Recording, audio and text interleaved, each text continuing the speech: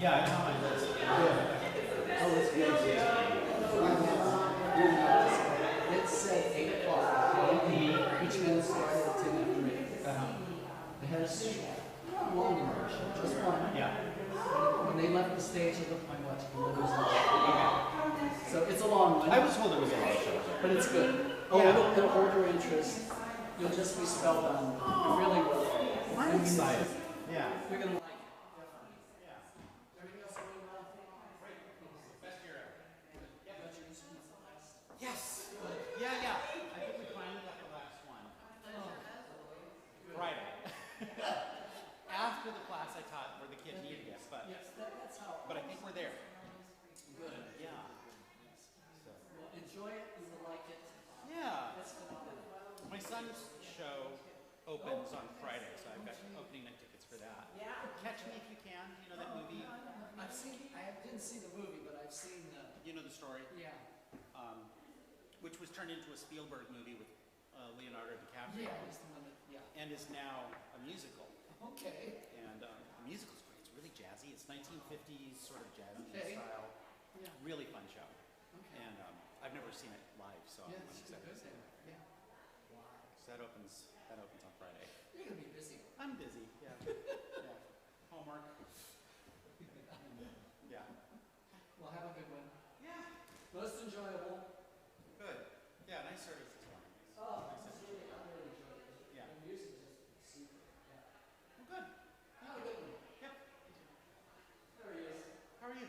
Very well, Tim. Hello. Great. Hello. All is well. Yes, yes, yes. How are you doing?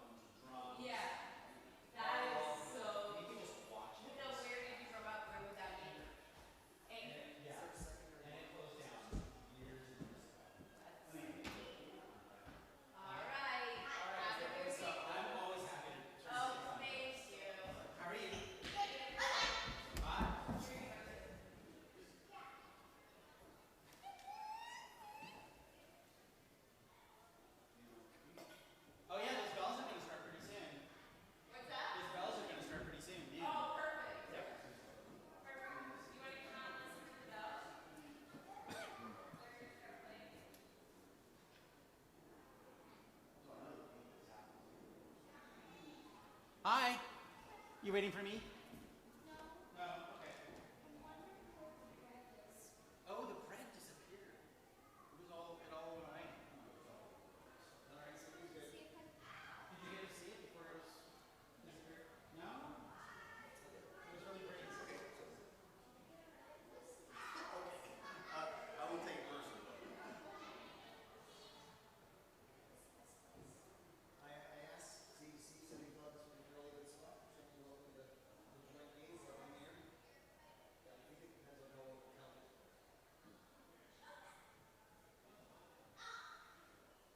I know I have to be close because I'm a little larger. I'm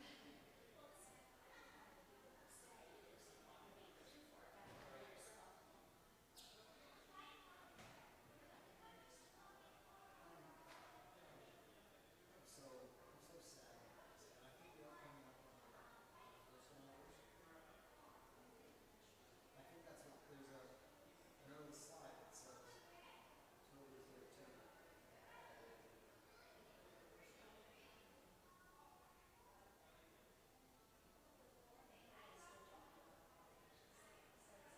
It was a good show. It was a great variety of different sorts of music. I mean, also jazz. Jazz great variety. And as you just the physicality.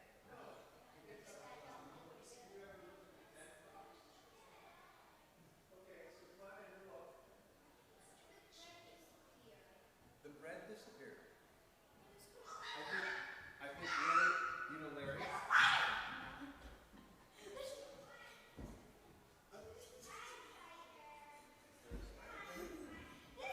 Oh my goodness. It's a spider. Spider? Upside down.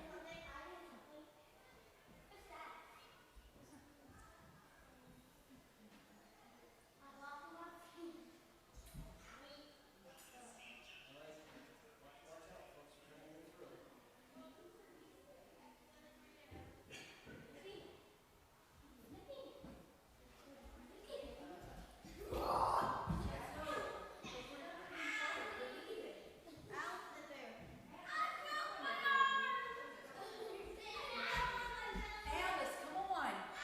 We have to go home. You said you broke it. I fell down and then I broke it. You said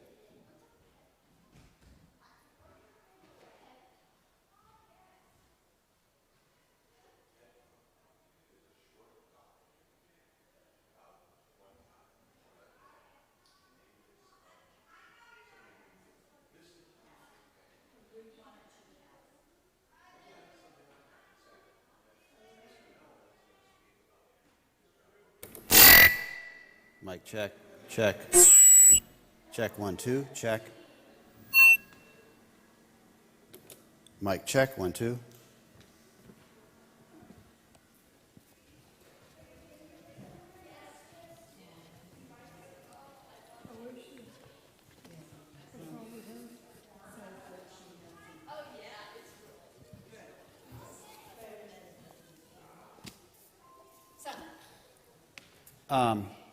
Brenda told me to wait 5 minutes so the counters could get here, but what I'll do is I'll talk a little bit about why. We've come to heckle you. Oh, good. We don't have to wait. You're carrying the money. That's a good thing.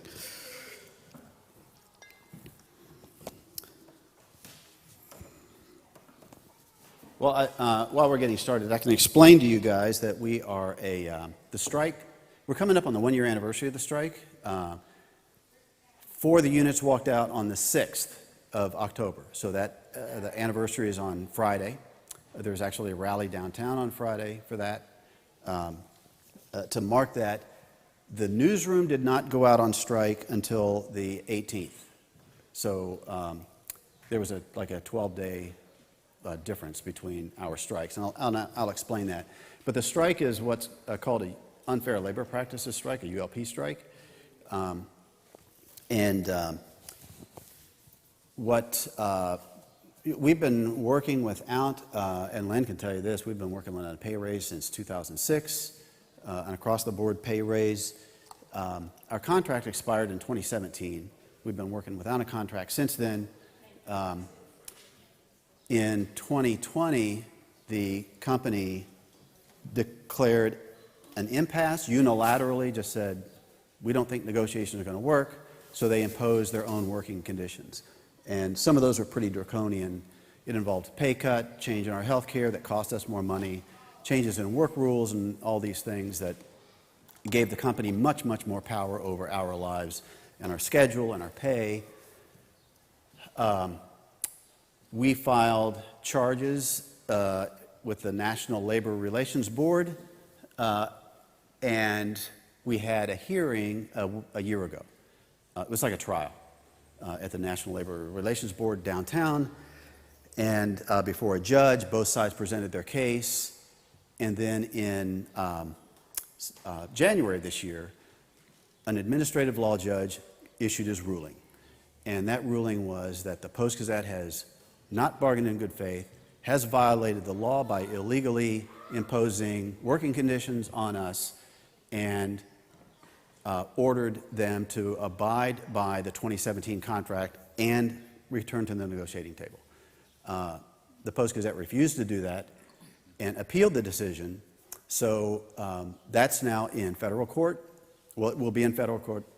Federal court will decide that. We, in the meantime, because that could take a couple of years to sort through, so what we've done is we've asked the court to issue an injunction to force the Post-Gazette to abide by the NLRB ruling. So we're hoping that that will happen. We don't have any idea. We asked for it. A federal judge, I think, in the Pittsburgh district will decide that. It could not happen. It could happen tomorrow. It could happen a month from now. It could happen in 6 months. We just don't know. The NLRB ruling caught us by surprise. We were actually driving. There were about 5 or 6 of us had gone up to Toledo for an action in Toledo because that's where Alan Block lives, the chairman of the company.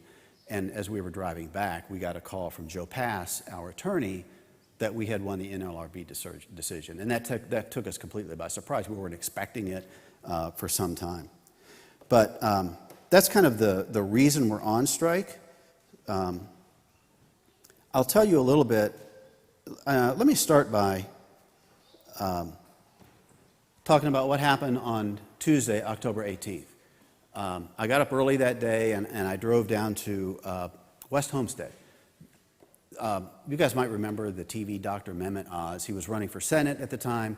This was right before the election. This was big election season. He was having a press conference in West Homestead where several police departments were endorsing him, small town police departments. So he had this little press conference. So I drove down there, photographed that press conference, then I went and sat in my car. Typical normal day, sat in my car, transmitted the images to the picture desk, and then I got in my car and I drove to the north side. And I parked on Ridge Avenue over by CCAC, partly because that's where cheap parking is, and I know where all the cheap parking is in the city. But also I needed the time. It was like a 20-minute walk from there to the Post-Gazette headquarters, and I needed that time to think. And to kind of breathe and just kind of sort things out, because I knew, like, I was making, at that point, in that moment, one of the most consequential decisions of certainly of my professional life. One that I knew was going to cause pain for my family and me. And I needed to settle on that. And I think the walk at that point was going to help me do that. The day before, this was a Tuesday, the day before, a Monday, we had been in Zoom meetings for about 7 hours, arguing and debating about whether to go on strike the following day. People were angry, they were frustrated, they had a lot of questions. The union I'm a part of is called the Newspaper Guild of Pittsburgh. It's part of a larger union. The Newspaper Guild, CWA, the Communications Workers of America, is a huge union. And it encompasses everything from pressmen, us, at the time pressmen, mailers, people who, airline attendants are part of that union too. So we're 100 people, and we felt like at the time we were really squeezed between two big, powerful entities, the CWA, which told us we needed to go on strike, and the block company that had imposed these working conditions on us. And there was a lot of anger. People were yelling at each other. It was really stressful. People had a lot of questions that we couldn't answer. And then at 7 o'clock, we just said, we got to take a vote. We got to take a vote. And so the strike vote passed by two votes. And I was like a vocal advocate for the union. I thought we should have struck 2 years ago, when we first had issued this, when the blocks first imposed these working conditions. And in theory, it's sounded really good, like to stick it to the man. It's like we've had issues with the blocks for some time, and it felt finally good to be able to use the one tool we have, striking, to hit back, even though we kind of knew that it was going to be tough.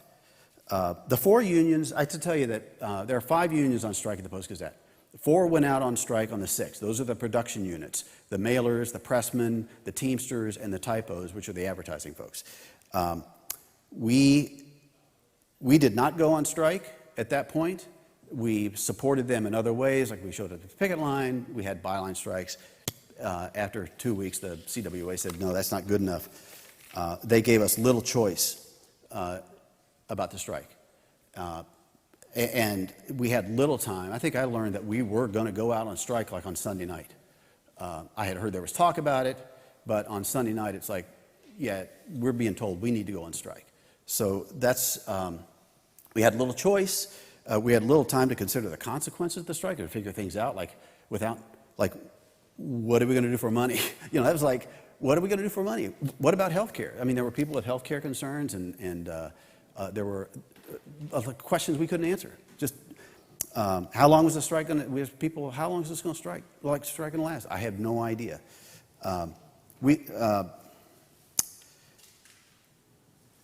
I parked on Ridge Avenue, though, after photographing Mehmet Oz, I can't believe that was like my last official act at the Post-Gazette was to photograph Mehmet Oz. I'll have to live with that for the rest of my life. But I don't want to say it's my last act of the Post-Gazette because, we're on strike now. So anyway, I walked from the Post-Gazette, or from the Ridge Avenue parking spot to the Post-Gazette. And I expected I asked Brenda about this. I doubt everything. It was like, buying a car for me I'd just as soon cut off my leg because it's just so torturous to me to make any little decision. And I thought, okay, this is going to kill me, but I got to make this walk. I want to think about it, settle with it before I get to the picket line. Because we were told the day before, after the strike vote, if you're joining us on the strike, meet us at noon at the picket line in front of the Post-Gazette offices. So I started this walk anticipating all of this doubt, and it didn't come. It was kind of strange. It didn't seem foolish, really. It didn't seem heroic at all. It just seemed inevitable that I was doing this, that I was walking to the picket line, which was strange. This is the first minutes of the strike right here, out in front of the PG building as people were just gathering. It was weird that it felt inevitable because nobody in my family ever was a union member. Nobody in my family ever stood on a picket line and called out solidarity or held a sign in support of the strike. It never happened. My father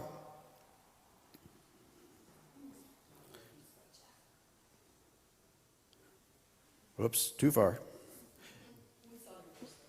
Okay, well, my father, he was the son of a movie projectionist in a tiny town called Louisa, Kentucky. This is deep in the Appalachia, eastern Kentucky.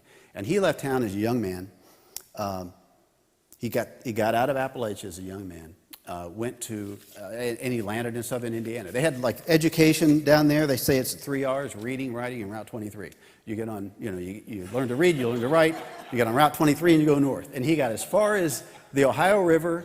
He got across the river, bam, that's where he stopped. He was right across the river from Louisville, Kentucky.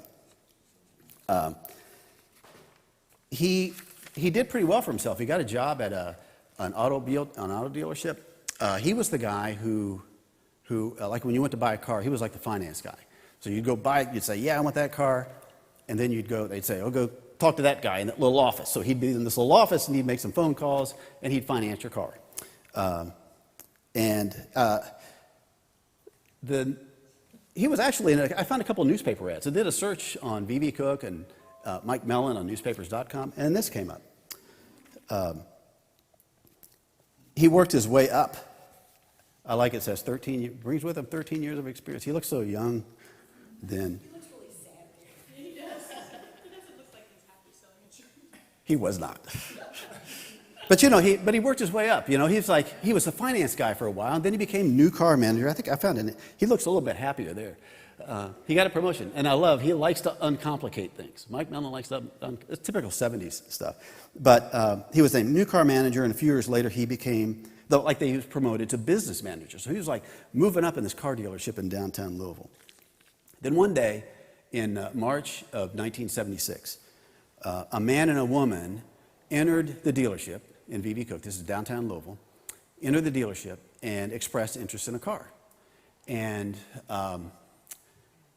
there was a salesman there named James Harper. And these salesmen were all in commission. So James Harper's like wanting to make some money. So they hopped in the car and they went out on a test drive.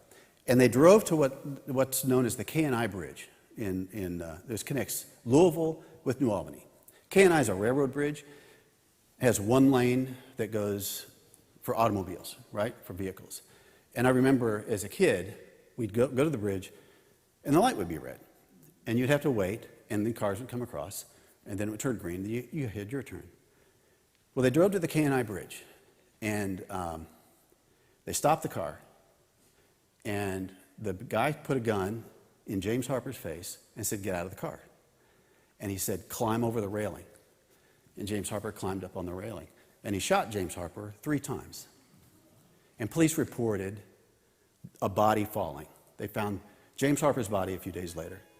That really rattled my father, as you can imagine. A salesman he knew who died like this. So he quit that job. He felt alone and isolated, like he didn't have any protection. So he quit that job, and he took a job at a smaller dealership in Jeffersonville, Indiana, pretty close to where we lived.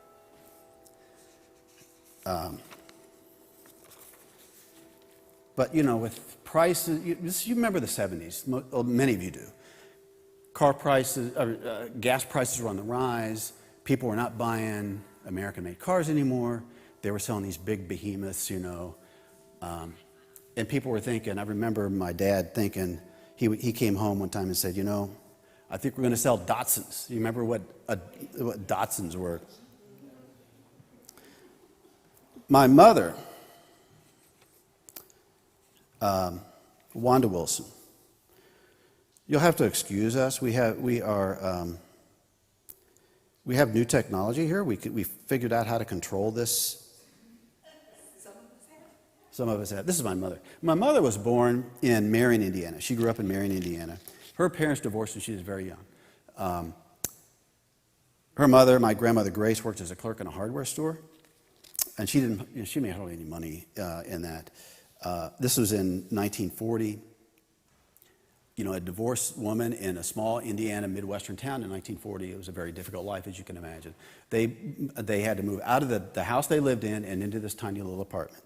And my grandmother told me this shortly before she died. She said there was one night, I remember, the guy who lived on the second floor apartment flew into a drunken rage.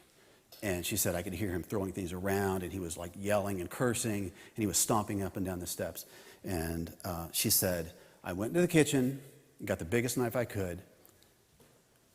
Her two young kids are in the bedroom. And she said, I sat by the front door all night long.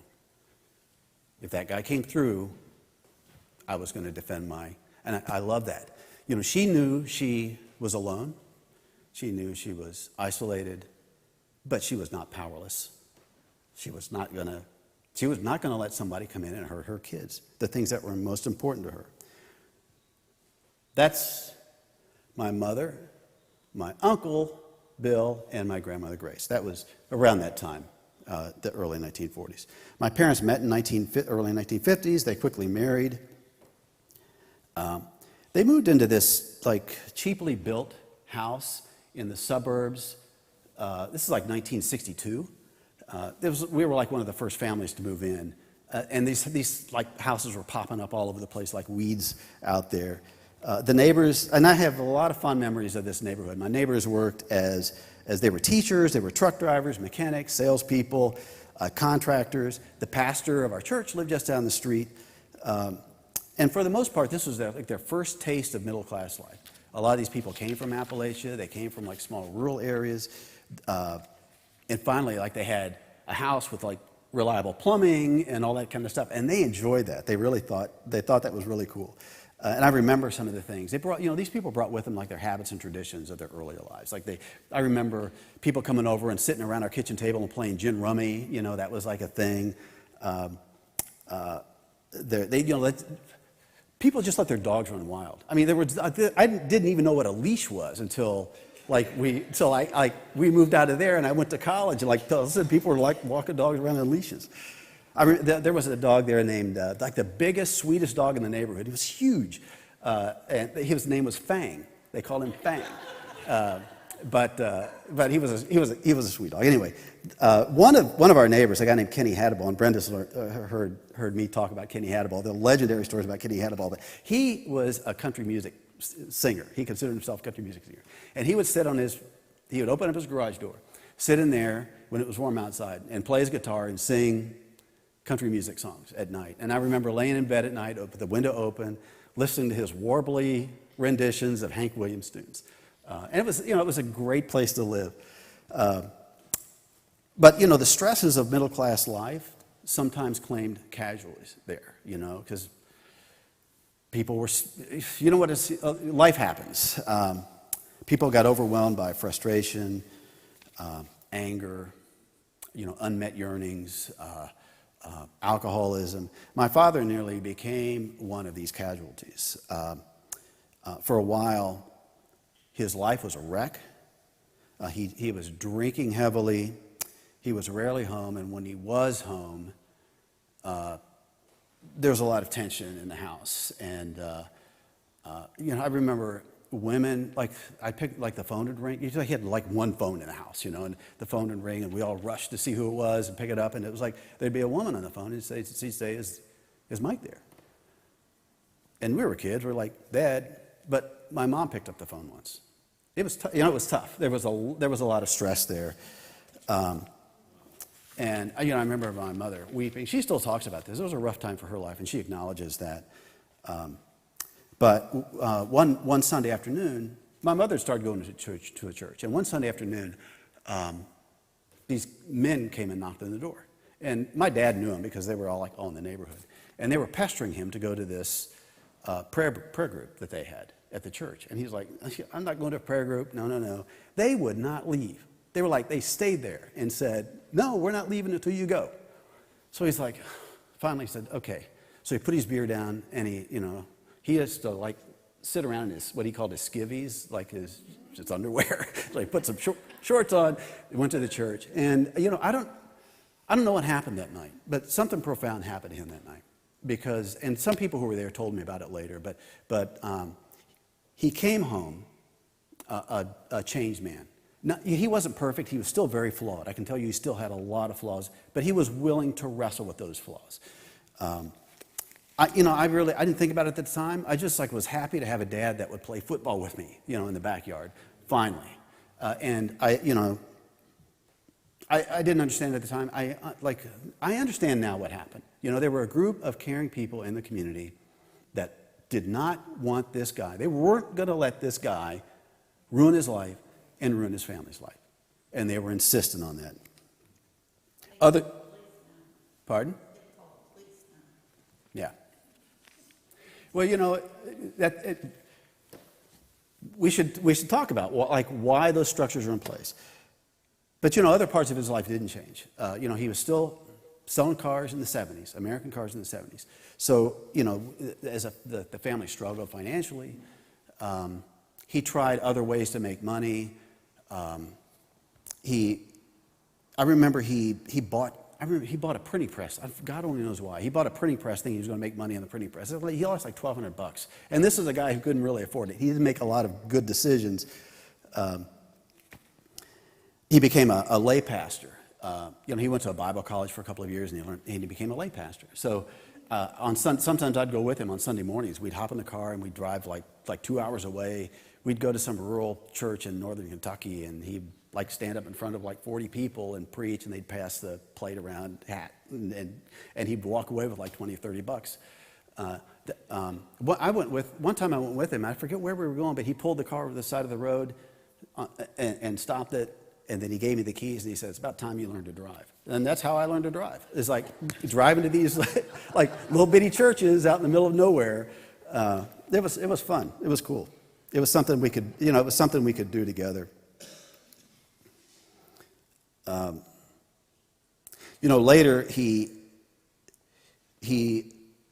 started tinkering with the idea of starting an insurance company. And by now, it's like the automobile industry is really cratering, you know. And I was in college at the time. He was trying to start this business in the early 80s. I was actually working at the time. Brenda and I had just been married. This was in 1983. He got up one Sunday morning, and his usual routine, he was an early riser. He got up early, went in, fixed coffee, sat down in his favorite chair, had a heart attack, and died. And he was 52. He was 52 years old. He was a young man. My widowed mother sold the house, moved to a smaller place. She worked as actually a church secretary. But, you know, he didn't make much money. She was a single person at the time.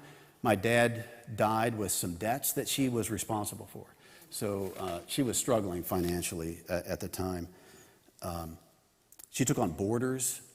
She had a small house, and she took on boarders. She had like a second floor bedroom, so she had boarders. And Brenda and I remember going there, and it's like, who's this? It's like, so, you know, there's somebody in the kitchen with a kid, and it was like that was her boarder. She didn't have any privacy, as you can imagine. This tiny house and she told me. She's told me recently. She said, "Yeah, Steve." She said there were times when I would get off work, and I'd just go to the mall and have coffee because I didn't want to go home because I knew like there'd be somebody there, and you know, there's a way. She also sold Mary Kay Cosmetics for a while. You know, she was trying to pay her bills. She was trying to make money, and you know, Brenda and I were at the time. I think we moved. We were bounced around. We moved like every 2 years for the first 10 years of our marriage, and we ended up like we were in Knoxville, Tennessee, for a while. But we were too far away. Like when she would call and say, "Hey, there were times when something would go wrong at her house because it was an old, cheaply built house in Clarksville, Indiana," and she would call and say, you know, something's leaking, or you know, my car broke down. And it was like we couldn't help. You know, it was really frustrating. She called one time, and her basement was flooding. She was like literally crying on the phone to me, and I was 5 hours away. You know, the feeling of helplessness was like, it was quite painful.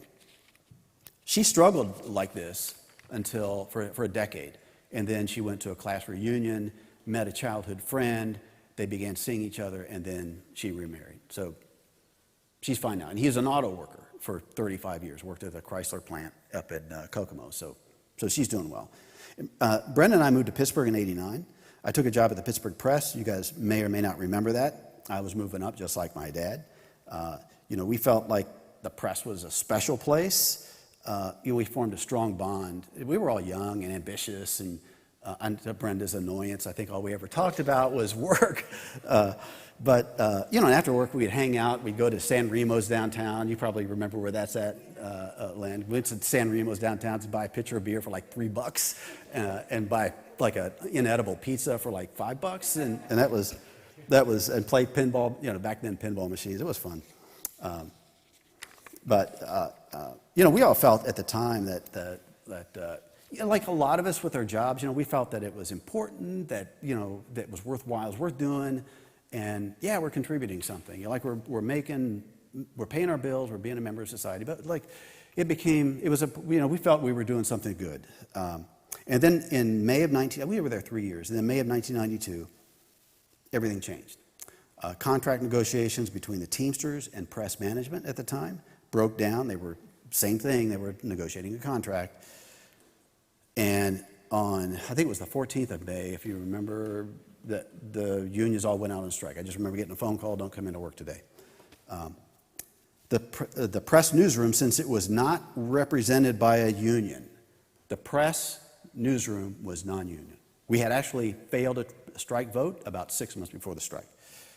So we were still like technically employed, but there really wasn't much to do. And after several months, the press owners decided to sell the newspaper to the Post-Gazette. Dozens of press journalists migrated over to the PG. I was not one of them. And for the next several months, I struggled as a freelance writer and photographer. I thought, I'm just going to go out and make my own way. And if you learn things about yourself when you do that, I'm a terrible businessman. That became very obvious. That became obviously very quickly. Mostly, I was sitting at home, feeling disconnected from a world that had just like moved on past me. I was stunned, honestly, by the sense of isolation. Brenda was a great life partner, but I felt alone. She worked during the day. I'd sit at home during the day. I'd try calling my friends. They were working. They were like, I remember calling Andy Starnes one time on the picture desk. I said, Andy, how you doing? He's like, what do you want? I'm busy. Click. I'm like, jeez. So you know, it was isolating. I felt alone, depressed, you know, and I'm like, what is this? One day in spring of 1993, I drove to the Monongahela Valley. Now, when I first came to Pittsburgh, the Mon Valley was my beat. I was in Homestead, Duquesne, Braddock, McKeesport. I was in those places all the time. You guys know those places as these old steel towns. Let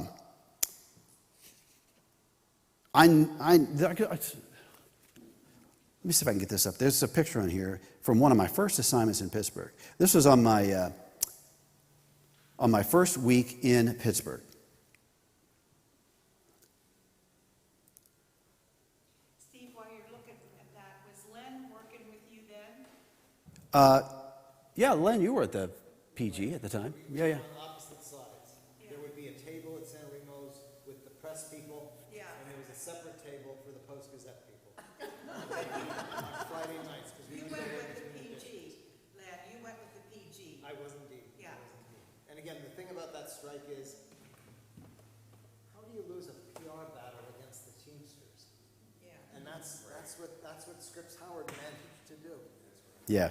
It was tough. It was frustrating to sit and watch TV and see the Teamsters have a press conference, and then to see the idiots that were running the press hold a press conference and have the Teamsters, because the Teamsters at the time did not have a great reputation. You know, they were like tough guys who were always beating other folks up, pushing people around, and yet they looked like the heroes in that whole thing. I can't find the picture, but you know, one of the first assignments I had was to take a tour of the old Duquesne plant, like the old steel mill. I was stunned by that. I'd never seen anything like that. But I knew that if I went to the Mon Valley, there were people there that had experienced this, because I'd talked to them before. I knew there were people there that they knew what it was like to have the world move on without you, to just like pack up and go. You know, these people had struggled to maintain their communities in the midst of this abandonment. I didn't really have any plan. I was just looking for connections at the time because I didn't have anything else to do. I didn't have any money. Nobody there had any money. But I still considered myself a journalist, so I always took with me like a little camera and a notebook. In August of that year, I remember walking into a small print shop on 8th Avenue in Homestead. It was like 50 feet from the bridge, a tiny little place. It was like hot as hell in there, and it was owned by a guy named Mike Stout. And people told me, you need to go talk to Mike Stout. So I went and talked to Mike Stout. Mike Stout was a former craneman at that legendary steel mill there in Homestead, just like right behind where his printing plant was at. It was printing shop. And it was like the air conditioner was broken, it was sweaty. But he sat down and he told me, because we were just chatting about this stuff, and he said, Steve, he said, in the 3.5 years since the closing of that mill, I've lost 80 friends. Heart attacks, strokes, cancers, 7 suicides. He said the psychological impact of losing that job was much worse than the economics. He said we could find money, we could help people pay their bills, but we said we could not help the guy who all of a sudden lost the sense that he was a provider to his family and that he did something important for the community. We didn't know how to deal with that. That conversation shocked me. Like, it was a shock to me. It was kind of stunning, and you know, at that point in my life, Brenda might recall this happening. It's like all of a sudden, it was like I'd find myself in a car driving like to Flint, Michigan, or to Lewiston, Maine, or to Matewan, West Virginia, because I knew that there were other communities around the country where things like this had happened. And it was just, it's hard for me to say what compelled me to do that now, but I did this for like 3 years, you know. I went to, these were places where people, I would go into these towns and I'd see churches that were empty, that were boarded up, that were collapsing. I'd go downtown and see downtowns that were all boarded up, clubs that were closed. These were communities that once had enough money floating around to keep those institutions up, like those institutions like that saved my dad. You know, those places where people could go, that had caring people, that fostered a community that could go in and help people who were in trouble. Now these people were in trouble, those institutions were no longer there. And like, what kind of hell is this? I talked to people there still worked. You know, I talked to flagmen, diner cooks, barbers. I just made a list. Priests, secretaries, bank tellers, convenience store clerks, people who owned, immigrants who owned these places. I talked to like dozens and dozens of people. I got countless tapes of these conversations at home. But these people didn't make enough money to support the institutions. They did, you're talking about a lot of jobs that were basically minimum wage. So they didn't make enough money to support the churches, the businesses in town, the clubs, all those things that kind of make a community. You know, we live in a country we have allowed other people to make for us. My father worked his entire life in a profession that didn't care anything about who he was. They didn't care about his family, didn't care about his well-being. He had no protection, no representation, no organization that he could turn to when he ran into trouble. He was pulled from his downward spiral because there were enough resources in that town to maintain a caring church community. My mother remained trapped in low-wage jobs, was forced to share her house with strangers to pay the bills. Luckily, she fell in love a second time. Her pathways to a better life were very few. I asked myself, this is the question I was asking myself. I started asking this question when the idea of a strike came about in 2020. Do we have to accept this world as it is, pass it on unchanged and unchallenged to our children? I think of my grandmother, vigilant, tough, protective, in that first floor apartment, her back against the wall, willing to protect those who are most important to her. She rejected her powerlessness. Little has been easy since joining the picket line. Last year, it's 12 months of no paycheck, of wondering if your career is over, of standing on picket lines sometimes at 1 o'clock in the morning in the rain and wondering if this is the night the police get fed up and throw you in jail. 12 months of pleading for money to replenish a strike fund. 12 months of checking on fellow strikers and friends who are struggling with depression, sleeplessness, anxiety. 12 months of wondering, when the hell is this all going to end? What saved us? I can't find the pictures, but I will tell you what saved the Starbucks strikers. You guys know the Starbucks strikers. They are fantastic. There are not very many of them. They're young, very diverse group. They've consistently stood with us on the picket line. One night, we were trying to stop the production trucks from leaving a plant out in Monroeville. It's 1 o'clock in the morning. It's raining. It's like 37 degrees outside. And we're standing in front of a truck that's idling right in front of us. And there's a PG manager on the truck step telling the driver to go forward. And who is standing next to me? Tori Tambellini, a Starbucks striker, 24 years old. She's as old as my daughter. That's her right here. That's her. I said, Tori, I don't want you standing in front of this truck. She's like, I'm not moving. That's what saves us. The hundreds of people and organizations who've written checks to the strike fund, the people who've called to ask how we're doing. There have been other labor unions. You kind of expect this. Other labor unions, the Allegheny Fayette Labor Council, they're there all the time. They ask us to come and speak, and then they pass around a hat. We raise a couple $100. Lawmakers and pastors. That's trying to block the truck. We've never been able to stop the trucks. But we've delayed them a couple times by a couple of hours. Usually what happens is that we stand there, we yell at each other, like the company yells at us. We just stand there. Then the police come, and they either threaten to arrest us, or if we're in the city, they physically push us out of the way with their batons. Our strike is now 1 year in length. We are the longest strike in the history of the city of Pittsburgh, the longest ongoing strike in the United States, and we might be the longest strike in the history of Allegheny County, Western Pennsylvania. There were a couple of Westinghouse strikes years and years ago that might have lasted a little bit longer. The strike has unleashed harsh changes on our once comfortable lives.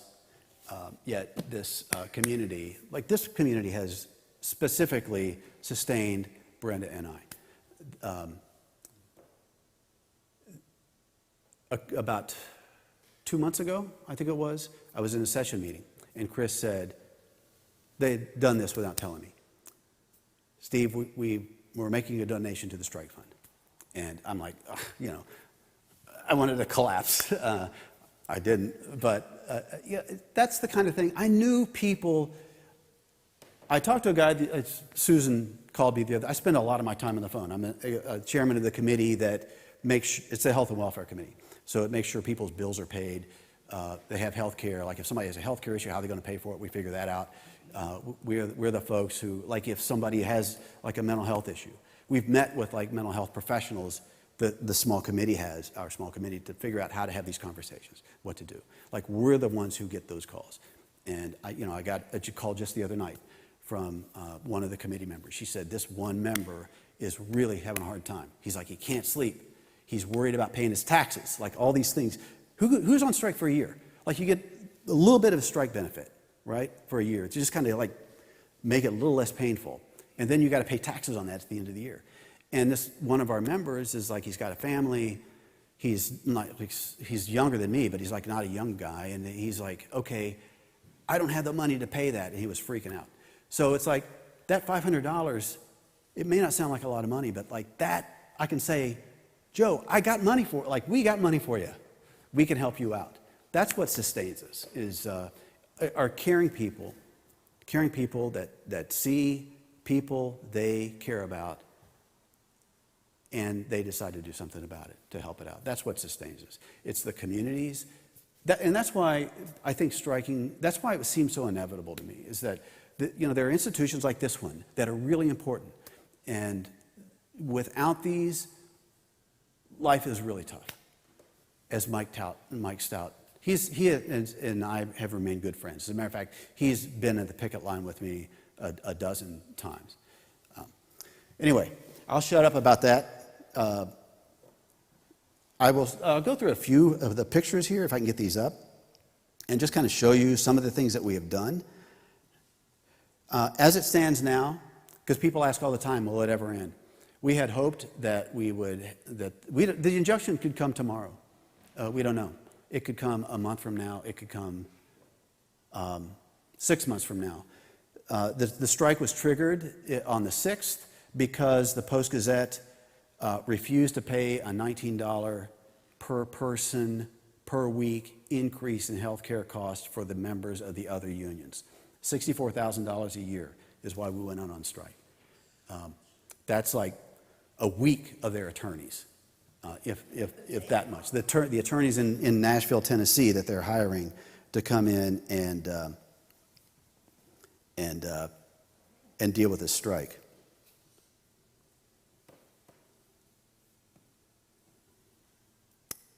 Marty, I'm looking for the pictures here. Well, I'll tell you what, if you just kind of click through these and we'll just see what we have. This is Chris DeLuzio. We get a lot of support from actually the people in the new wave of politicians, political leaders in this town have been amazingly supportive. This is Chris DeLuzio out at the picket line out in Clinton, Pennsylvania. He's shown up. His first speech on the House floor was a 2-minute shout out to the striking workers at the Post-Gazette. Okay, Marty. That's Sarah Innamorato. She's shown up just about at every big rally we've had and every event we've had. She's running for Allegheny County Council. That's at an event at the Steelworkers Hall. It was like a bake sale or something. Okay, Marty. That's Summer Lee. She's shown up. That was in Washington, D.C. We drove to, like a handful of us drove to Washington, D.C. Alan Block, chairman of the company, is on the C-SPAN board. So we went up to Washington, D.C. and stood outside the C-SPAN headquarters and said, do you know what an asshole this guy is? Excuse me. and they, so, and she came out and she gave this rousing speech. She's great. She always if you're lacking energy and she comes to the picket line, you leave feeling a lot better. She's very good at that, a very strong advocate. This was kind of early on in the strike, J.R. Block, the publisher of the newspaper, was getting married. He's my age, but I think it's his second marriage, but that's at the Duquesne Club. And that's Jacob with the Newspaper Guild and Andrew Goldstein, Goldie on the right. Goldie's got a short beard, he's not shaved. Since the strike, now he looks like Rumpelstiltskin. He's got a long beard. But the bouncers, they were not happy with us. But we said, okay, JR's getting married, let's go have a party for him. So we all gathered on the street out in front of he's getting married to the Duquesne Club. So we all gathered out in front of the Duquesne Club. We had our gigantic inflatable rat, like Scabby the rat, out there, and we put a veil over Scabby, and we just, it was like we were mocking the wedding. The whole point of all these actions is to put pressure on the decision makers at the Post-Gazette to settle this thing, to sign a contract, to negotiate in good faith, to obey the frickin' law. That's the point of all these. And we thought, well, let's go at his wedding. And maybe some people that he respects at the wedding will say, those are your people, aren't they? They'll go up to JR and say, aren't those your people? What the hell are they doing out there? What are you doing? But it's okay, let's go do something. It didn't have any impact. But it was one of those things we did at the beginning of the strike. And it was a lot of fun. We actually went up, we carried this cake across. We had a cake I think it was Giant Eagle baked this. It was a union baker, I can tell you that. But we took it across the street. Mike Stout was with me, and Mike gets really wound up. Like he's 76 years old, but he gets really wound up. And he's like, those security guards were standing there, and he's like, let's take this cake and throw it at him. And I was like, no, we're not going to do that. Okay, Marty. I'll come and see you in jail if that happens. Yeah, that would have been cause. Good. That was that day Brenda took that picture. There's hardly any pictures of me during the strike because I'm usually taking the pictures, but that's one that Brenda shot me. Yeah, that's the cheese. We have like the most unique Scabby, and there's a company that makes Scabby the rats, right? And there are big inflatable things, and you can see them all over. Like the writers have them, like been on strike, the UAW has them. We have a special Scabby the rat. It was it was designed and made by the operating engineers, construction guys. They had a job action like 15 or 20 years ago. So they designed this rat. They had a company make it. It's gigantic. It's really cool looking. And we inflated it, these things. It's old, so it had a hole in it, so we can't inflate it now until it gets fixed.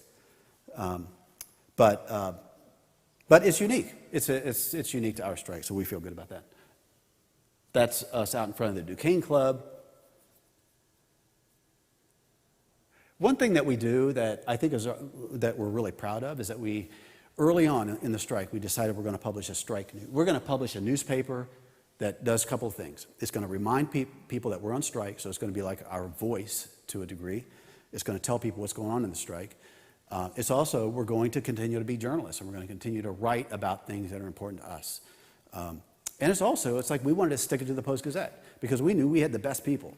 The Post-Gazette has, like, half of us went out. Half the newsroom went out on strike, half crossed the picket line and went inside. And so we were highly motivated to, like, go stick it to them and do a better job of covering anything than they could possibly do. In theory, I think it was a great idea. The problem is that striking takes a lot of time and energy, and people get fried and burn out. And when you call somebody and say, hey, can you go cover the city council meeting? And like, man, I ain't got the bandwidth to do that right now. So there are only a handful of us writing for the strike paper now. But it does give us a chance to kind of express who we are and what's important to us. We spent a lot of time. This is a story out of East Palestine. We spent, like, nobody's going to East Palestine anymore. East Palestine.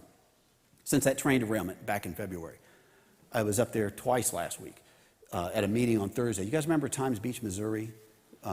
Times Beach, Missouri, they had an economic calamity there back in the early 80s, and it was a town of 2,000 people, and what they did is they took all their belongings, it was dioxin. There's no safe level of dioxin. So what they did in Times Beach, Missouri is they took everything that people owned, their houses, their trees, their bushes, their family pictures, their cars, everything. They tore the town down, built an incinerator in the middle of the town, incinerated all of this stuff, family heirlooms, put it in a big mound, covered it in dirt, and they call it the town mound now. There is no Times Beach, Missouri. It's gone. That's what they think. These are people that are afraid they're going to lose everything because of what a railroad company did in order to make more money. Okay, anyway. This is one of our meetings, early meetings, the Pittsburgh Union Progress. The steelworkers gave us offices downtown. Okay, Marty. That's just a meeting I was covering in the Hill District, I think, probably 3 or 4 months ago. Okay. We do, sometimes it's stressful. This is Goldie is good about, he comes in and he's like, plops a bottle of wild turkey down on a difficult Thursday. And we're like, okay, brother, we'll get through the day. Okay. That's, one of the things that I like about the union movement today is that there are a lot of young people involved in it. It's primarily driven by, that whole idea of a union of like the big, brawny, middle-aged guys that are like going to bust your head. That's not the union movement I see today. Natalie DeLiba over here on the right's the union movement I see today. They're young, they're energetic. It's the Starbucks workers. They're diverse. They think about work differently than I do. Jesse accuses me of being part of a hustle culture. I'm not exactly sure what that is, but take it by the name. Work to them means you're going to treat me with dignity. You're not going to push me around. I'm going to assume some control over my life. You don't own me. And they're saying that's going to be, you're going to deal with that. And they're standing up and they're standing in the way. The Starbucks workers standing with us, that's their motivation. You're not going to call me names. You're not going to push me around. And that's what I see in the union movement today. I think that's all the pictures, right, Marty? Yeah, that's it. Oh, yeah. That's the Labor Day parade downtown about a month ago. So if I could show anything that this whole 12 months, what it has taught me, it would be that picture that I stood up on the back there and photographed several years ago with a whole congregation in here. Because that to me is the only reason that Brenda and I, that me specifically, well, Brenda's a part of why I can stand up here right now and be lucid and not be raging and to actually make some sense, is because I feel I have community support that very few other people have. And this is it right here. So, well, and I don't know you, and that's.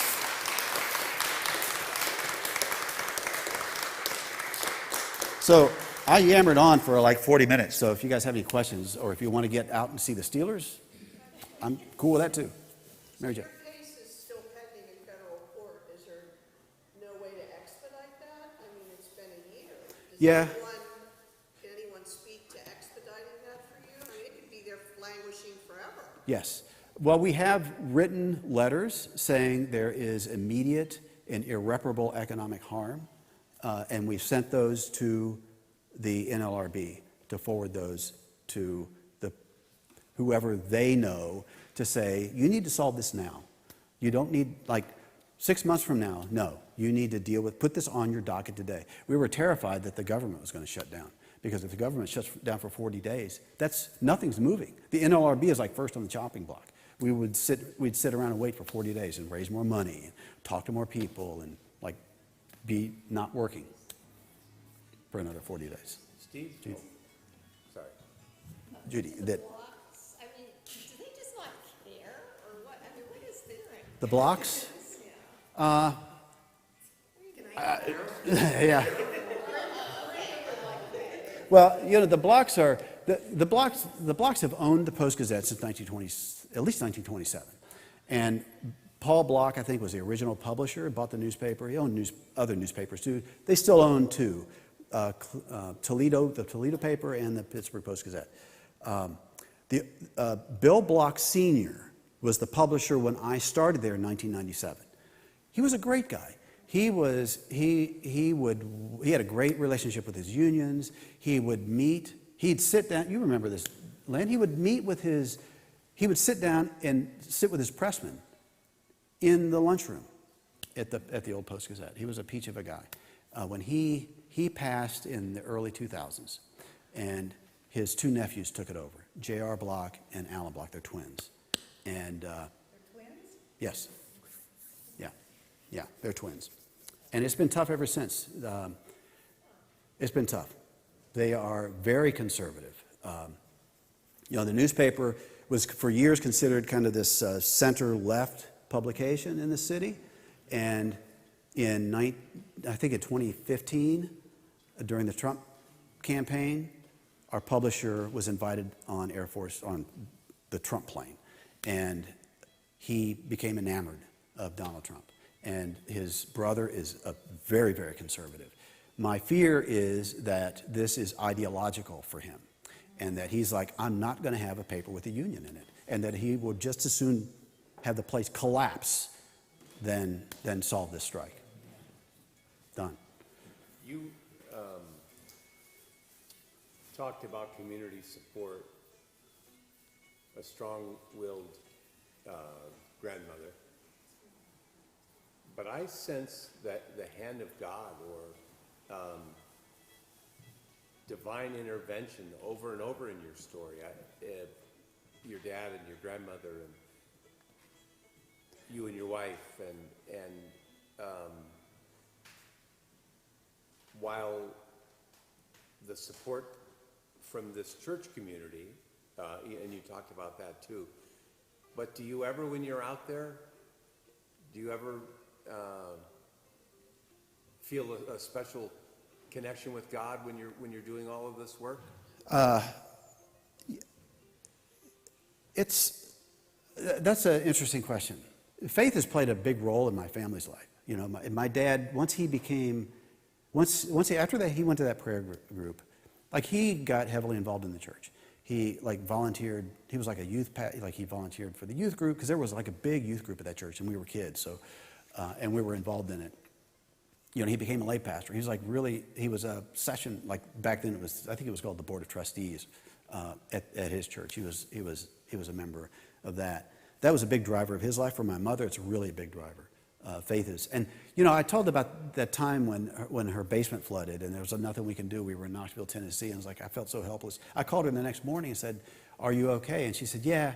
She said, "I called some friends at church, and there were like 12 people over here, and they brought food, and we got all the stuff up and out of the flood zone, and some guy brought like pumps, and we pumped all the water out of the basement." That's like, I shouldn't have worried about it, because of course she's going to have that, because faith was really important to her. And it's the community. I don't discount, Don, the hand of God. I've never felt comfortable discussing that for some odd reason. Maybe it's because it's not. Pardon? Haven't ended up in jail yet. Yeah. The hand of the law is a little bit more tactile than the hand of God. Yeah. But no, I think about that mostly when I'm here. Mostly when I'm in the church, honestly, Don. It's hard for me as a journalist to think about the hand of God personally in my life, because I end up usually in so many places where it's like you really struggle to see the hand of God. We went to the funeral home the other day of some friends of ours. There was a week ago today, there was a terrible car crash in Fayette County, and one of the members of our adoption group lost their daughter in that car crash. And you go to that funeral home, and it's like, it's common to ask the question, where is God? We went up to, the mother looked at Brenda and just broke down in tears, and they hugged for several minutes. And I said, "How's Bob doing?" I asked the mom, Marilyn, how's Bob doing? She said, "He is really struggling." She said, he's lost all faith. So, I guess shame on me for not thinking about that, Don, and not going there. It's just, I'm sure it's there. I'm just not looking at it.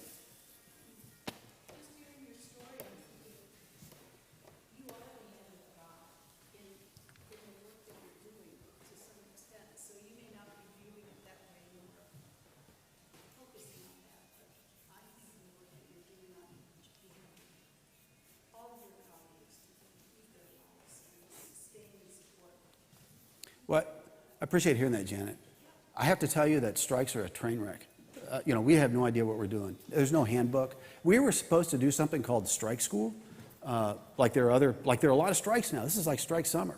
Nobody's been on strike longer than us, and they call us and say, "What do you do? How do you go on strike?" I'm like, I have no idea. We spent the first 4 weeks of the strike, like we were on the picket line, and then for like 2 hours. And then I walked across the street with a couple of other union members and a staff member of the CWA, the Communications Workers of America, newspaper guild. We were over there for 4 hours trying to figure out, okay, what do we do with health care? Like, we got people out here that need medication, and all of a sudden now they don't have health care. So for the first 4 weeks was a hellscape of figuring out COBRA, figuring out how do you have conversations with people, personal conversations about their health care? It's like, what do you need? We needed to know what the need was. So we had to call people and ask these very uncomfortable questions. We had to find out, okay, what's your financial need? Where are we going to get money? How do we set up a strike fund? Who's going to do the fundraising? Who's going to be the fundraising committee? How are we going to pass out this money? What kind of mechanism? Like, we're sending checks to people? Do we do direct deposit? It's like, there are 1,000 things to deal with in a strike. And that is just figuring out, that's not bargaining, that's not organizing with other unions, that's not coming up with position, that's not communication, that is just figuring out how to get people from today to tomorrow. That's all there is. So it seems like, I hear that, Janet, and I thank you for that comment. If this is the hand of God, it's like we're in trouble because we don't know what the hell we're doing. Mary Jo. Does the Post-Gazette, like, financially suffer? Like, could they lose their whole, like, just close the paper altogether? Well, you know, we don't know. It's opaque. Emailing me, you know, we'll give you a subscription for $5. Yeah. Delete.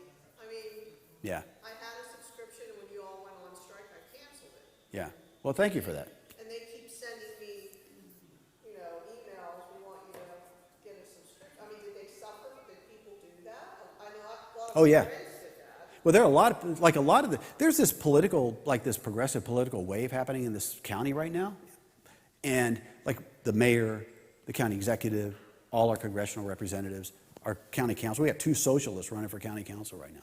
So there's this progressive wave. None of them are talking to the Post-Gazette. None of them. They call me all the time because I work for the strike paper. And it's like, I'll get what I can in the paper. But we try to do at least 1 or 2 things a week, you know, because they want to get their message out. But they're saying, we're not talking to the Post-Gazette. In solidarity, we're not talking to the Post-Gazette. So I know the journalism has suffered. I know that because the people who make things happen in the city politically are not talking to them. They're still writing about them. Sarah Inamorado was down here yesterday. She's like, they don't know what they're doing. Like, they'll write about me, and it's like, they're not even anywhere close to being right.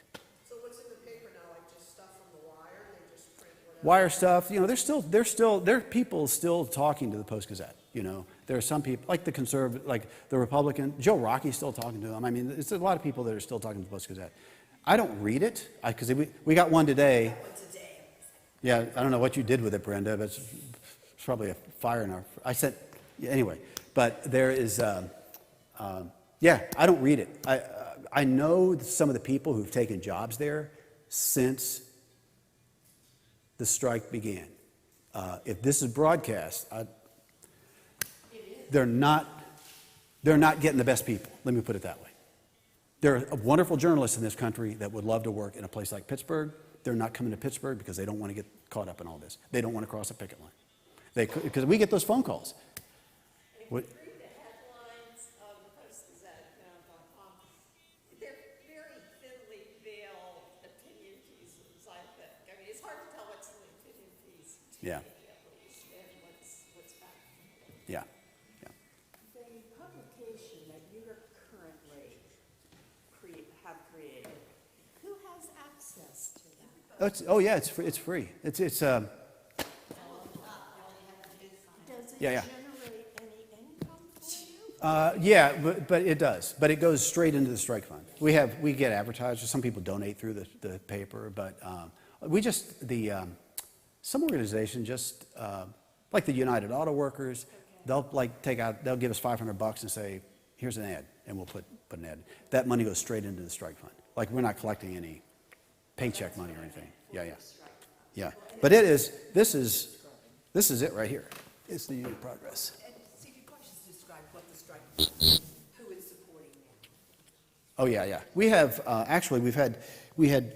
This is kind of getting into the weeds a little bit, but we developed a strike fund. We have raised like since the beginning of the strike like $350,000, I think, something like that. And of course, it's all been paid out because people have had, you know, we got like 100 people that have bills to pay, so that money goes out pretty quickly. But and it's like fluctuated. We've never had $350,000 in the fund. Like right now, I think it's probably got about $5,000 in it. It's like really depleted. The CWA gave us a couple hundred.